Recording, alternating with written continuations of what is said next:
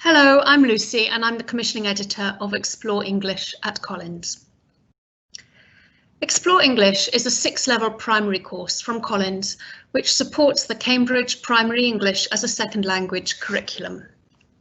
We're very excited to be publishing this to coincide with the updated Cambridge Curriculum Framework because we believe it offers really engaging material for young learners, together with a very supportive and comprehensive teacher's resource.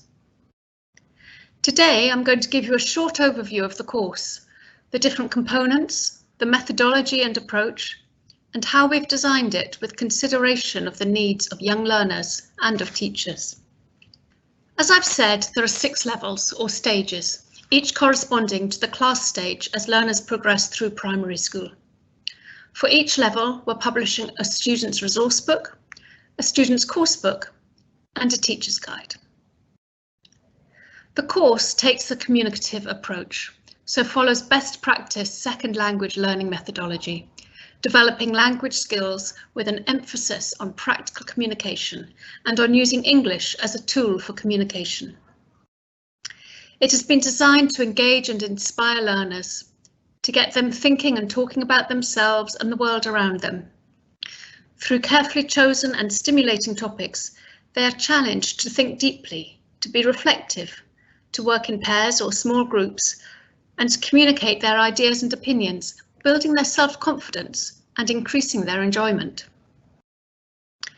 Explore English follows an integrated skills approach, so all 4 skills, reading, writing, listening and speaking, together with the use of English strand, are taught within the same topic.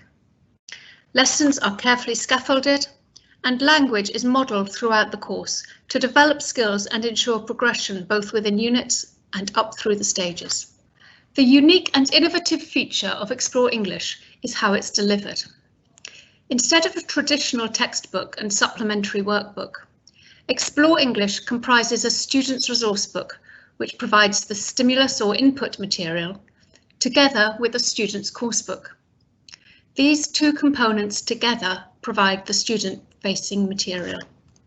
This approach was designed after careful market research and thought about how to really engage young learners and to inspire them with a love of language learning. Collins decided that by providing learners with their very own magazine-style resource book, with highly illustrated pages, a varied and colourful layout, fun prompts and cram-packed with interesting information, they would get excited about the content and really enjoy the material. Here you can see a couple of spreads from the Stage 4 Students' Resource Book. Each stage includes a wide variety of input material, fiction, non-fiction, informational texts, storyboards, rhymes and songs. Here are some more sample pages from the Students' Resource Book, this time Stage 1. You can see how these colourful and attractive stimulus materials can serve as the springboard into the lesson. There are minimal instruction rubrics, but thinking and talking bubbles offer question prompts to provide personalisation of the topic and introduce higher order cognitive skills. The course comes with free audio files, which can be downloaded from the Collins website, which include stories and songs for listening, comprehension and enjoyment. So, while this input material is provided in the resource book, all the activities and exercises are provided in the course book. The course book is the component which the students write into and contains the activities related to the resource book. It's therefore a key component. Each one is 160 pages long and it's fully supported in the lesson notes in the teacher's guide. You can see that this too has an attractively designed layout with one-colour illustrations and text. Activities can be used as classroom tasks or as homework, and the course books also include end-of-unit progress checks, which could be used for assessment. The third component of the course is the teacher's guide. This is a very comprehensive teacher's resource, over 200 pages in length at each stage, which has been written by a team of very experienced English as a second language authors in order to support the new Cambridge Curriculum Framework. So the material is fresh, up to date and is grounded in best practice methodology. Again, Collins looked at what teachers wanted and realised that the profile of teachers of English as a second language can vary quite a lot, and that timetabling and classroom context can also vary between schools. We therefore wanted to make sure that we fully support all teachers, whatever their level of experience. What we've developed as a result is a highly supportive teacher's guide to help all teachers deliver lessons, giving them reassurance that they're covering the full syllabus, however familiar they may be with the curriculum framework.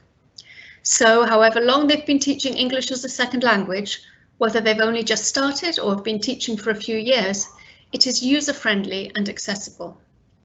More experienced teachers will also benefit from the lesson plans and the clear guidance, but will also have the opportunity to use the material in a more flexible way if they wish, adapting it to their particular students' needs or school timetables. Each stage starts with a comprehensive introduction, excerpts of which are shown here. This explains the components and how they work alongside each other. It explains the approach and it gives useful tips and suggestions on how to teach the course. There are 9 units in each stage, each designed to cover 3 weeks teaching, with each week divided into 4 separate lessons. This gives teachers a clear scheme of work to follow through the school year. At the start of each unit, you can see here that teachers are provided with an overview of what will be covered and a summary of topics by week. They are also given a framework coverage grid with syllabus codes at the start of every unit, reassuring teachers that by following the lesson plans, the syllabus will be fully covered.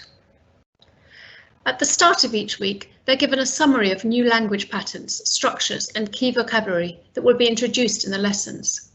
They're also reminded of previous knowledge that can be drawn on, and possible areas of difficulty are flagged up. Each lesson starts with a lead-in activity in which the teacher leads the class into the unit, either by linking back to previous learning or some other activity to hook their attention and interest. These suggestions may seek to make links to the everyday lives of the children or link to other subject areas. They introduce vocabulary and they model language structures to be used in the unit. This is followed by a step-by-step lesson outline. At the end of the 4th lesson of the week is a suggestion of a wrap-up plenary.